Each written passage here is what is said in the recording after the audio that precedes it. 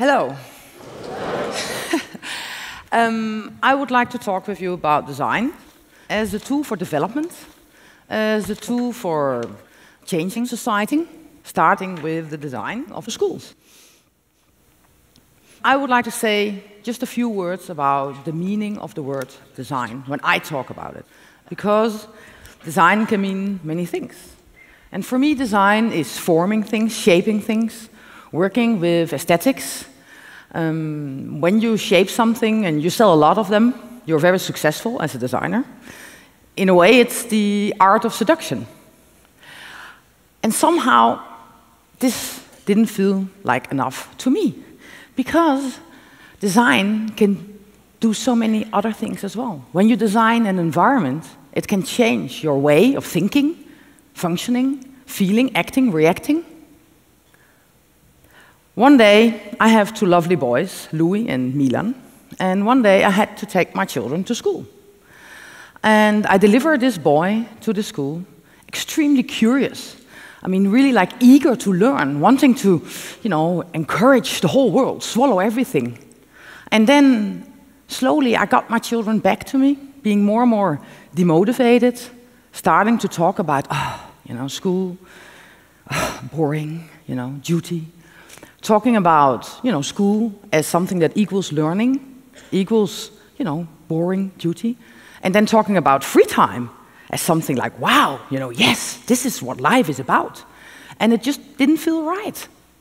And I went to the school and I talked to their teacher and I said, well, I explained to her, I felt like my children were like crumbling in my fingers. I mean, they were like disciplined to boredom. And she told me that, well, she was really sorry, that she really tried to differentiate her teaching, but that somehow, being alone with 30 children in one room, there was just, so much she could do. She said, I just don't have the resources. I can send a little group on the corridor, but, there will always be some children that can't follow, and there will always be some children that will be bored, And I felt like, yes, this is what I want to do. I want to use my ability to design, my art of seduction, to help her. So I decided to work with design as a tool for development, because I really believe that we're not only born with the need to eat, to drink, to multiplicate, but we're also born with the need to learn and develop ourselves. That's what makes us human. And if we don't, listen to that, we get ill. We get stress, heart disease, our hair turns gray, bad skin, and so on and so forth. And I said, okay, this is what I'm going to do. So I started to work with design as a tool for development. And first I did some schools, always being like in the back of the row as a designer. And then one day I had a great opportunity. An organization from Sweden, they called us and they wanted to do a whole new school from the beginning with us. And we sat down a team, taking children from their already existing schools, aged 9 to 15, 16, teachers from different schools, people from their development department, and we started. And we said, okay, the most important thing of this new school is going to be, the headline is going to be motivation. This is going to be a school the children do not want to go home from. This is a school where you kind of, say, honey, where are you? And they're already out of the door. And we said, okay, to do this, we have to work holistic. We have the pedagogy, learning methods, combined with the design, combined with the organization of the school. Because if you have a school like with long corridors and classrooms, it will be difficult to work with differentiating teaching methods. But if you take the corridors and the rooms away, and you're trying to teach the way you already did before, you will also have a problem. So we started working, and very soon in the process, we as designers, we felt that we needed some kind of tools to transform their input about learning methods into physical design. And we developed these 5, you can see icons to cover these methods, and I'm going to take you through them. First of all, was called Mountaintop. And they're all about communication, actually, these items. This is about one-way communication, like I'm doing right now. I'm communicating to you. This could also be me putting a painting on the wall, me posting a blog. The second is about cave education. Cave education is about, education, it's about concentration, is about not communicating with the people surrounding you, kind of enclosing yourself in yourself, inside. And this can be very different. We talked with children, they said, well, they'd like to have a place where they could hide, but if necessary, they could just kind of look what the others were doing, and that would be the perfect environment for them to concentrate. Think about yourself as well. Sometimes you concentrate best when you actually see who's coming in, so you sit towards the door, or you turn your back towards the door to kind of close your environment out. The third one we call Mountaintop. No, I'm sorry, not Mountaintop. The third one we call Campfire situations. Campfire situations, they are when you discuss with a little group and you're having a dialogue. It's like a meeting situation. You need to be loud, and you need to feel you don't disturb others. Then we had watering hole. Watering hole is the place where, you meet each other occasionally, typically a corridor, an entrance. This is an environment in a Copenhagen school. It's a corridor. And here is always a high level of disturbance, a high level of fast knowledge exchange. And the fifth one is called hands-on, because you need to use your body as a part of education. So we needed, as designers, to provide them with places to dissect a fish. And you need to clean after, to move, to make a lot of movement and a lot of sound. And these 5 principles, we started to move into this school, developing a floor plan. And this floor plan, we called it, some people called it the school without walls. And this was rubbish, because it was not a school without walls. It was a school where groups would meet in the morning, and it could be like this. And then a bit later, they would be, over the school, and like this. It was a very flexible environment. And flexibility is a word, with a lot of different meanings. And often when I talk about flexibility with people, they ask me, trying to create a very flexible school, and we want to have chairs with wheels and tables with wheels and foldable walls, and I would return the question and ask, what's the most flexible thing in this room? And it's not the table, it's not the wall, it's you. So this is the school, and I'm just going to take you through it because it's quite a special school, and it doesn't function as a traditional school with classrooms, with 1 adult and 30 children. They have a very high level of freedom. They have a very high level of individuality.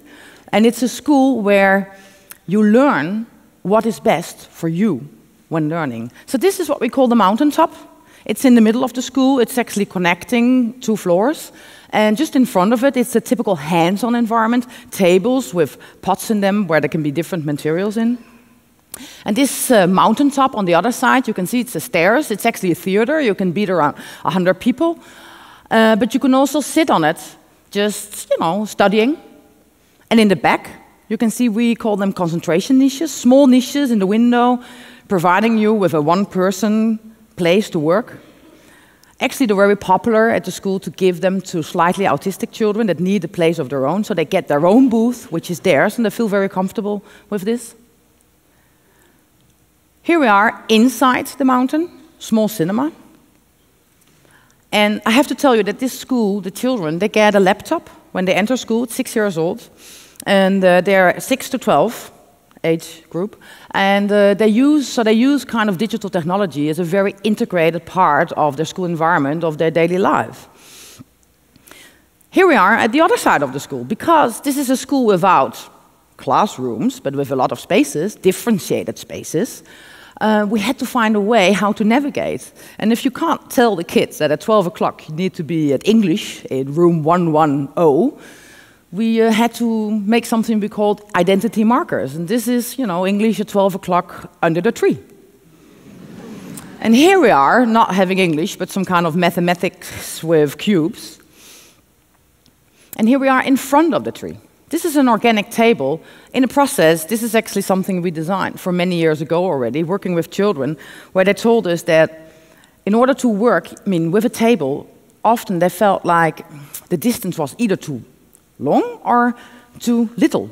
And couldn't we make a table so they kind of could variate, how far they would sit opposite to each other and, how they would kind of group together. So we created this kind of organic tables that allow you to sit differently. We also created these window pots on a brief from the children. So here you sit in the window and you can hide behind this. And if your friends are doing something interesting and you think, okay, I want to participate, you just get up and you look and you're part of what's going on.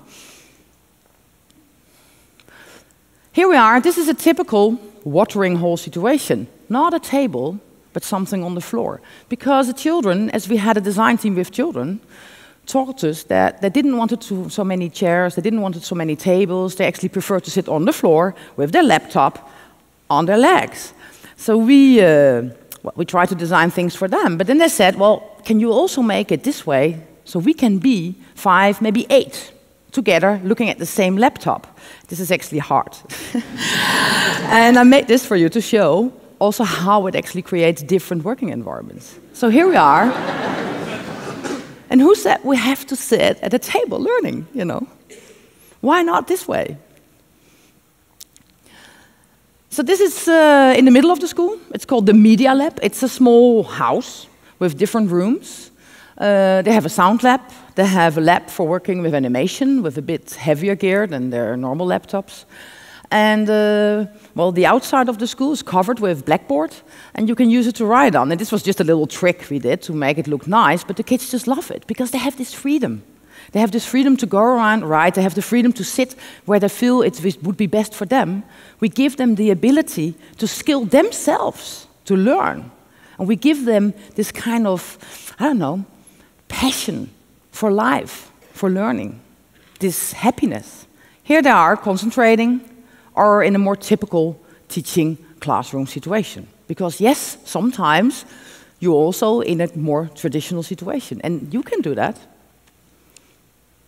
I think the most important thing for me with this school was to give these children the feeling that they are individuals with personal needs, and yes, they are different, and maybe you need to have an environment where it's more quiet, and yes, then you can get that, and maybe you need an environment where you need to discuss all the time, continuously with others in order to develop your mind, and yes, you can have that as well. It's a school that respects you as a person, as an individual.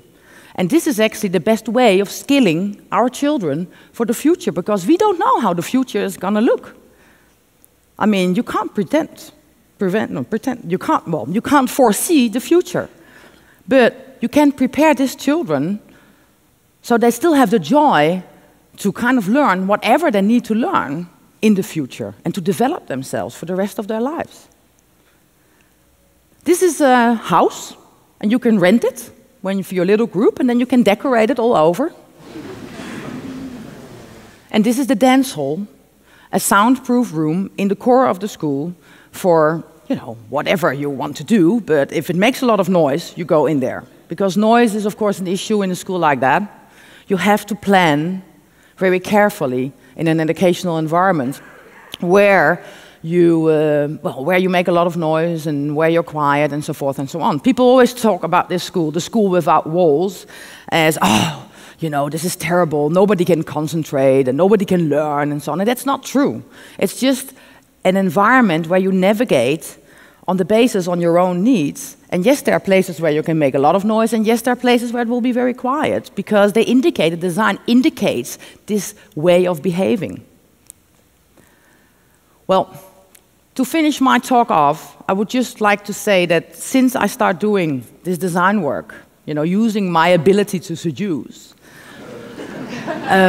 with schools, it's been so satisfactory. I mean, really. I feel that I'm really contributing to society, to our future, because I feel that I'm giving these children this lifelong joy for learning. Actually, I'm not giving it to them. I'm just leaving them with it, because they have it already.